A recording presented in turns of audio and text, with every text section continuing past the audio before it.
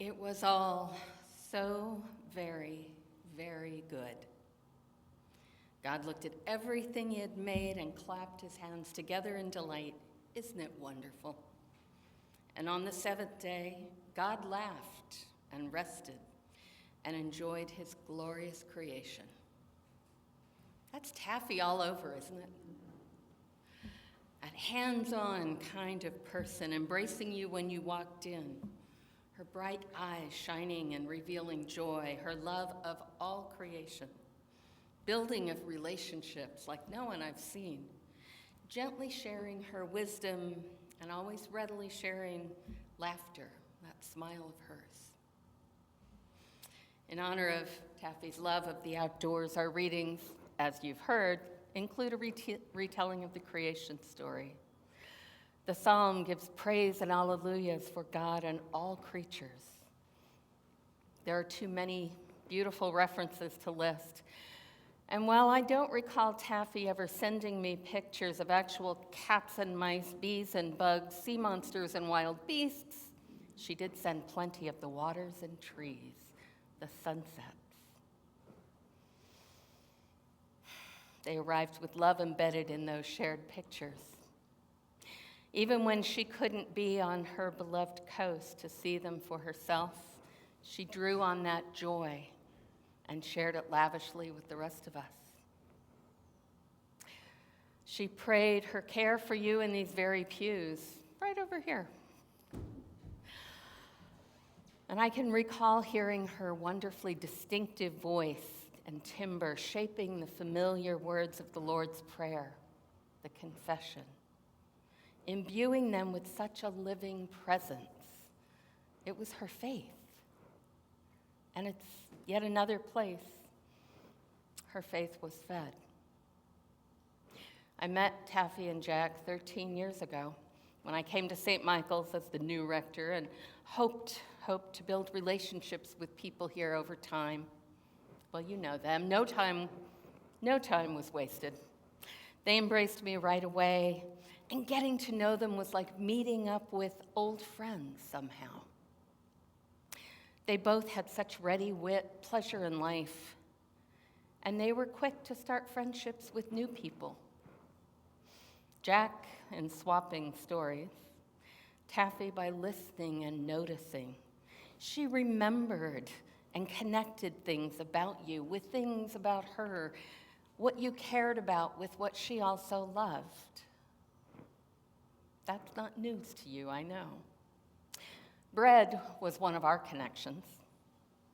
Shortly after I arrived, I began baking the communion bread we use and will use today. She and I both disliked the wafers. And for a long time, no one asked where it came from. But Taffy was one of the first to ask. And so she told me about what she called her hippie-commune days. How they had grown what they ate, including their own wheat, that she ground it into flour in a noisy secondhand grain mill she'd gotten. And although it had been decades, she offered to do the same for the church. We were thrilled.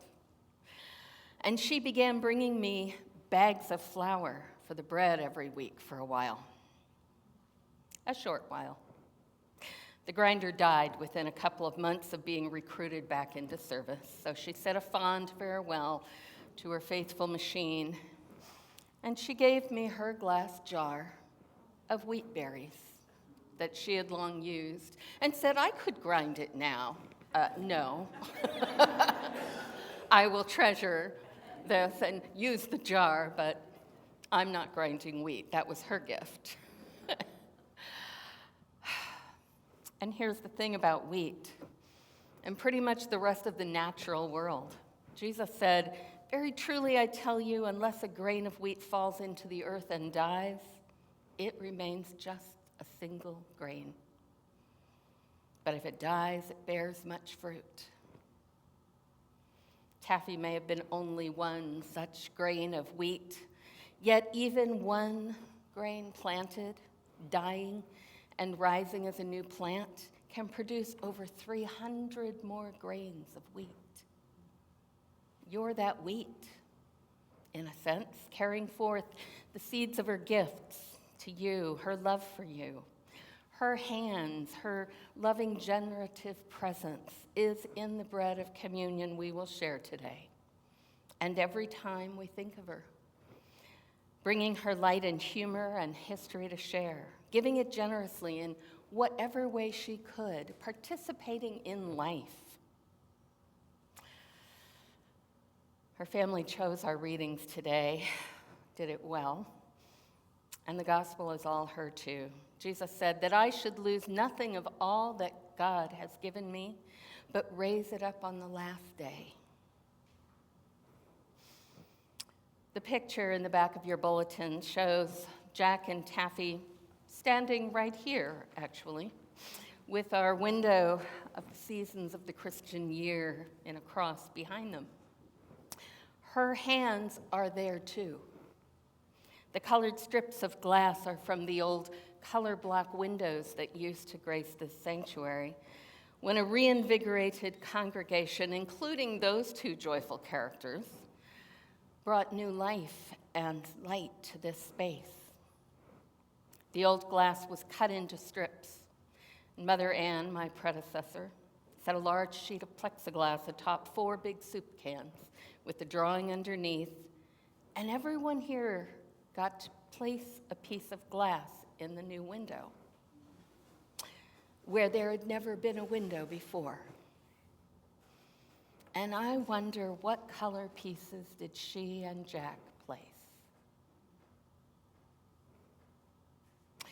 What beauty did her hands touch you with? The blues of the water, the green of the woods, the flowers, the setting sun and moon. What living grain did she place or grow in your heart and soul? Bring that with you always. Nurture it and share it as lavishly and lovingly as she did. Perhaps it is her way of doing as we heard earlier. And on the 7th day, God and Taffy laughed and rested and enjoyed their glorious creation. Amen.